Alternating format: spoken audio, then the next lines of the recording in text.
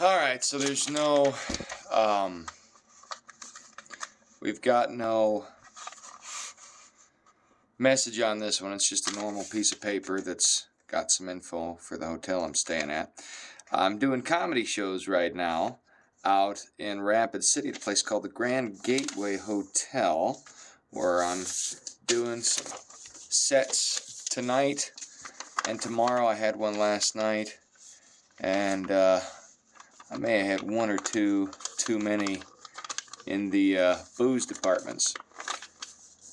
It's something you got to watch out for, you know. I know better, but it was an interesting show. When you're doing comedy in a dive bar and they don't know, it's not really a dive, it's a nice spot. I like it, I had fun. When you're diving into that sort of experience, the people that you're doing comedy for don't always expect you to do that, and they don't always know how to act. So they see you yelling at them in a dive bar, they're like, this isn't really a show, we're in a bar. I'll yell back. And it happens even if you're talking. So the comedy becomes a lot of dialogue. And when it becomes dialogue, you gotta kind of just roll with the punches. And that's going to be the theme of what I'm building today, is rolling with the punches. I'm just going to make this up as I go and see where my fingers take me. There's a joke I could make there that I'm not gonna, because I'm trying to stay monetized as best I can. You know, it's tough. It's hot out there, I tell you.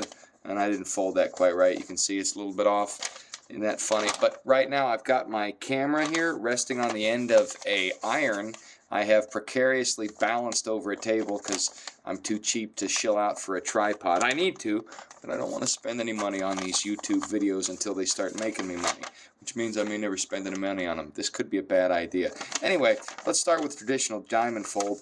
When you're playing things by ear, it isn't always going to be perfect, but sometimes you'll get something better than you expected or could have hoped for.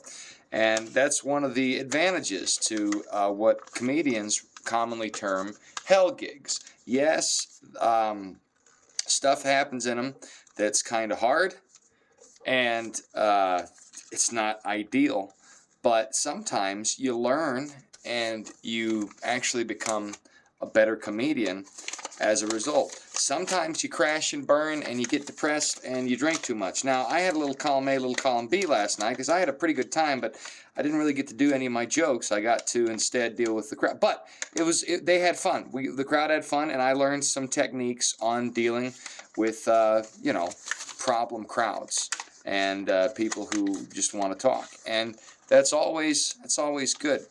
But how do I relate this to the NWO today? Well, number one, I'm just going to fold until I get something here. And with the NWO, to a certain extent, that's kind of what they're doing. I'm trying to use such energies for the good. They're using them for the bad. See, what's going on in a lot of these crazy circles, they don't really know where this is going to end up. They have no idea. They have kind of a vague idea. But it's like the bad side of childhood. You've got childlike nature, and then you've got childish nature. Childish nature is me, me, me, me, me, mine, mine, mine, mine, mine.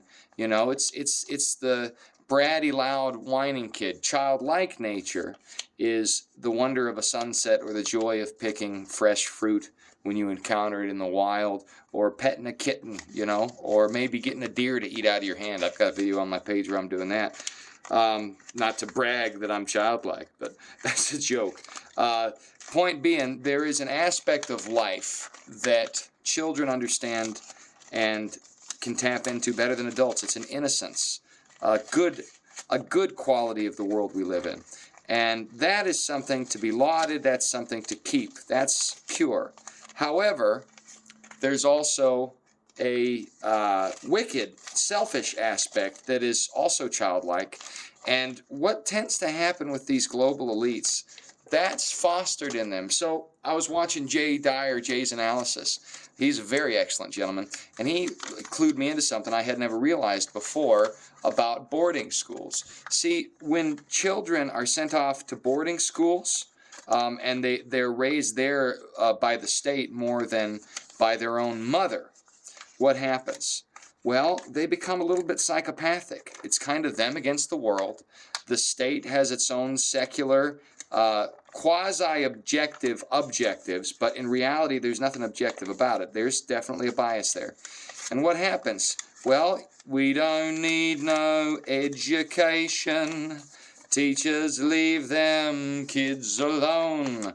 Well, what happens is there's an attitude, an antagonistic attitude toward that develops in the children. And what do they learn to value?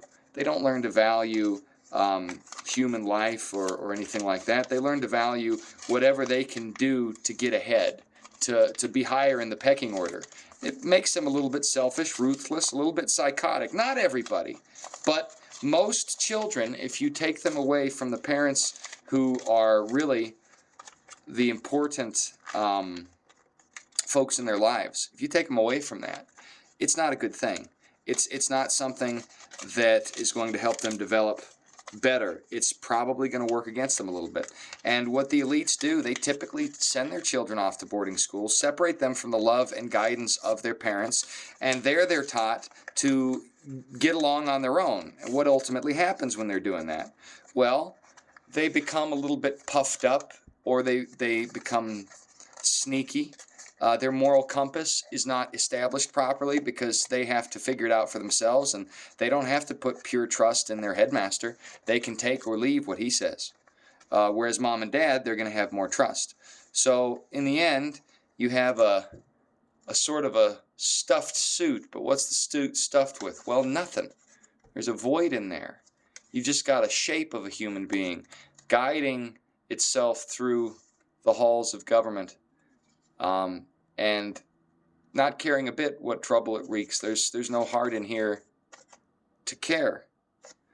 So that is what elite psychology ultimately ends up being. Just an abstract suit, an abstract torso with no head or arms, really.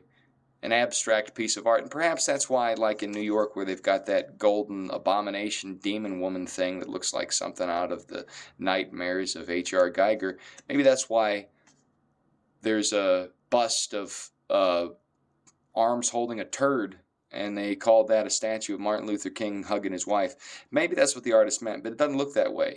It looks like something without anything. And why does it really look like that? Well, how did I make this? I just kind of started folding and ended up with this. And now I'm explaining what it could possibly be.